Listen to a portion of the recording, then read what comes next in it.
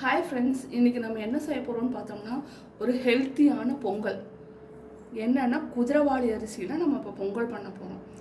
அதுக்கு நான் வந்துட்டு கால் சுட்டிக்கு குதிரைவாளி அரிசியும் பாசிப்பருப்பும் சேர்த்து நல்லா வாஷ் பண்ணி எடுத்து வச்சுருக்கேன்.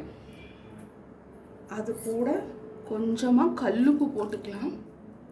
தண்ணி வந்து நம்ம நார்மலாக அரிசிக்கு வைக்கிறத விட ஒரு ஹாஃப் டம்ளர் எக்ஸ்ட்ரா தான் வச்சுருக்கேன். நார்மலாக ஒரு சுட்டி அரிசிக்கு எவ்வளோ தண்ணி வைக்கிறோமோ அதை விட அரை டம்ளர் எக்ஸ்ட்ரா வச்சுருக்கேன் தண்ணி. இப்போ நம்ம வந்துட்டு விசில் விட்டுக்கலாம். நார்மலாக 3 விசில் விடுவோமோ நம்ம ரைஸ்க்கு. இப்போ பார்த்திங்கன்னா இதுக்கு ஒரு 5 விசில் விட்டு நம்ம இது பண்ணிக்கலாம்.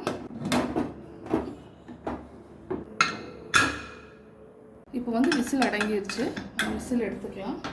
விசில் எடுத்துட்டு ஓப்பன் பண்ணி பார்க்கலாம்.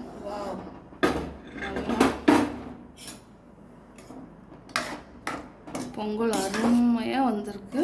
இன்னும் வந்து இதுக்கு தாளிப்பு போட்டுக்கலாம். இப்போ 2 ஸ்பூன் நெய் விட்டுருக்கேன். அது நல்லா சூடாகட்டும். அதுக்குள்ள நம்ம தாளிப்புக்கு என்னென்ன எடுத்து வச்சுருக்கோன்னு பார்க்கலாம். முந்திரி, கருவேப்பிலை, ஒரு பச்சை மிளகா, இது ஜீரக மிளகா வந்து குறவரப்பாக அரைச்சி வச்சுருக்கேன். இப்போ வந்துட்டு முதல்ல முந்திரி போட்டுக்கலாம். கொஞ்சம் ஹையில் வச்சுக்கலாம்.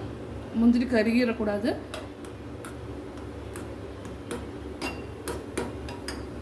முந்திரி நல்லா வணங்கட்டும்.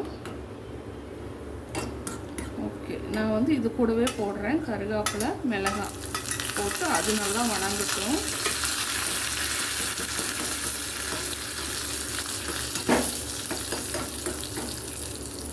நல்லா வணங்கட்டும்.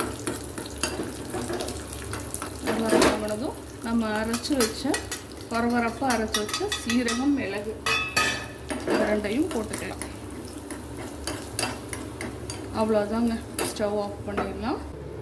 இப்போ வந்து நம்ம தாளிச்சதை வந்து இந்த பொங்கல் கூட சேர்த்துக்கலாம். நல்லா கிளறிக்கலாம். இறக்குனதுக்கப்புறம் ஒரு 2 ஸ்பூன் நெய் விட்டுட்டோம்னா நல்லா டேஸ்ட்டாக இருக்கும். குதிரைவாளி அரிசியில் பொங்கல் ரெடி. இது வந்து கொஞ்சம் அப்படியே ஒரு 2 நிமிஷம் மூடி வச்சுருவோம். அப்போது இன்னும் கொஞ்சம் கெட்டிப்பதம் வரும். இந்த வீடியோ பிடிச்சிருந்ததுன்னா லைக் பண்ணி, ஷேர் பண்ணி, கமெண்ட் பண்ணுங்கள். மறக்காமல் சப்ஸ்கிரைப் பண்ணி பெல் பட்டனை கிளிக் பண்ணிக்கோங்க.